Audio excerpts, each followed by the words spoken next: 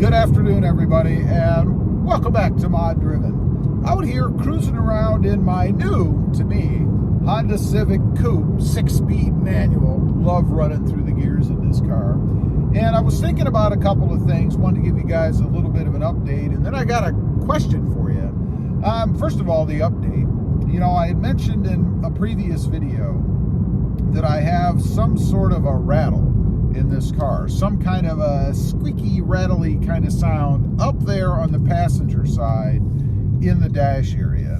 And I've been thinking about that. You know, my first inclination was to take the glove box out and see if I could see up underneath for any wires or anything like that that might be touching the dash or something and causing the rattle. But I discovered that if I push down on the dash area above the glove box, the rattle goes away. If I give it a little slap or just push on it, really, it goes away. Now, to me, that means then that it can't be wiring or anything contacting from the underside, because if it was, slapping it wouldn't really make any difference, right? I mean, the wires are still there. It's not like I'm pounding on the thing, trying to bend the wires out of the way or something. So it can't be wiring underneath. Matter of fact, I don't really think it can be anything underneath at all. What I think it has to be is some point across the dash area where two different surfaces are meeting. In other words, where two different pieces of plastic are coming together. And you know, it doesn't take much. Plastic is pretty brittle, and it can flex and vibrate against another piece of plastic pretty darn easily. So I've narrowed it down to it's got to be two surfaces that are kind of rubbing against each other or vibrating against each other as I go. It's the only thing that makes sense, since I can kind of push on it and make it stop. That would not move wires underneath. So I'm going to pursue that as opposed to ripping the dash apart, which would be something I probably wouldn't do anyway. I'm just going to check and see if there's two surfaces up there for what I can see that are kind of coming together. You know, what would be ideal is to have someone else come with me. I can sit in the passenger seat and then kind of narrow it down. Not sure if I could even really tell that way, but who knows. Secondly, let's talk about wheels and tires. You know, I always put new wheels and tires on every vehicle I get, even new vehicles. And of course, this is a used vehicle, so there's even more reason to do it. There's a few little imperfections in the wheels. I think they might have just slightly touched a curb or something, maybe a landscaping timber, I don't know, but come up against something. And even that little stuff drives me nuts, but that's just an excuse to do it. I want to do it because I want to change the look of the car. Now, when I bought this car, it came with two different brand of tires.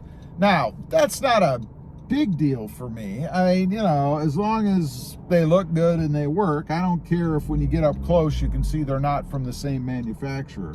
But I just found that kind of strange as to why the previous owner would have changed out two of the tires anyway. And I think what they changed were the rear tires. They're more of a performance sport kind of tire, which doesn't make a lot of sense to me either, since the Honda Civic Coupe is front wheel drive. I think all Honda Civics these days are front wheel drive. Why would you change the rear tires for performance? I mean, they're not the ones that are gripping the road and delivering the power, right? Whatever, maybe I've got it wrong. They were probably just thinking since they're on the rear, that's what they needed to do. I don't know, it doesn't make sense. But anyway, what I want to achieve, obviously, is a different look for the car. I mean, something that will make it look even sleeker and sportier than it already does. And I want something that kind of fills out the wheel well a little bit. I don't want something that sticks way out of the wheel well or anything. I mean, I know this isn't a 4x4, right? Got to have that on a truck, but not on a car, at least not a Honda Civic. So I'm looking to just bring them kind of even with the fender well. Honestly, I wouldn't mind if they stuck out like a 1/4 inch or something either. Nothing major, nothing crazy, but I do want them to fill out the fender well, the wheel well. So you do that. There's a few different ways to do it, but the way I'm going to do it is to get some sort of a wheel that has a little bit of a negative offset to kind of push it out a little bit.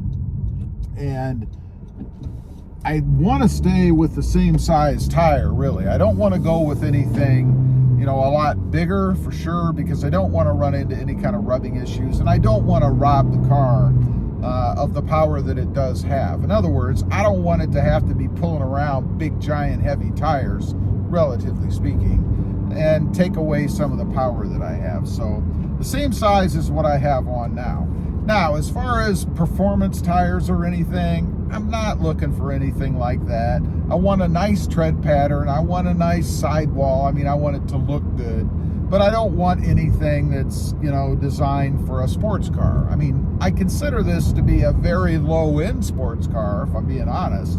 I mean, it is quick, it is peppy, it does have the manual transmission, it looks like a little sporty car, so you could get away with doing that, but I just don't think it's necessary. It's not like I'm going to be driving, you know, 200 miles an hour on a back road somewhere in this car. First of all, it won't achieve that, and secondly, it's really not the purpose of having this car for me.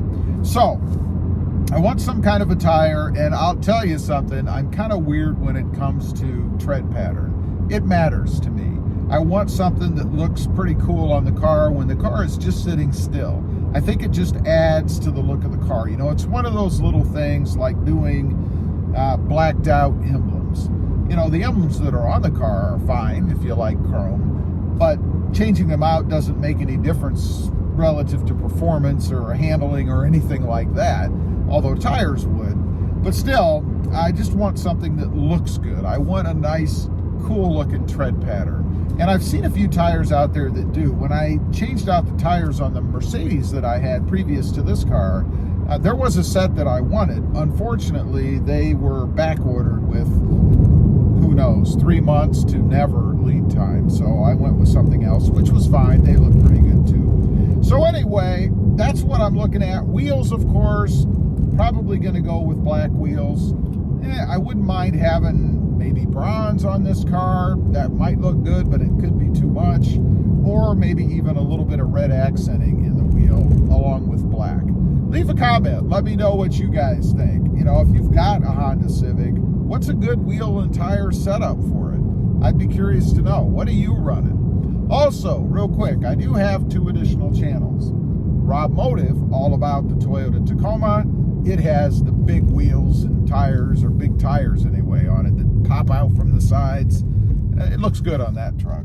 And Rob Motive JT, all about the Jeep Gladiator. Check them out, and if you're interested, why not subscribe?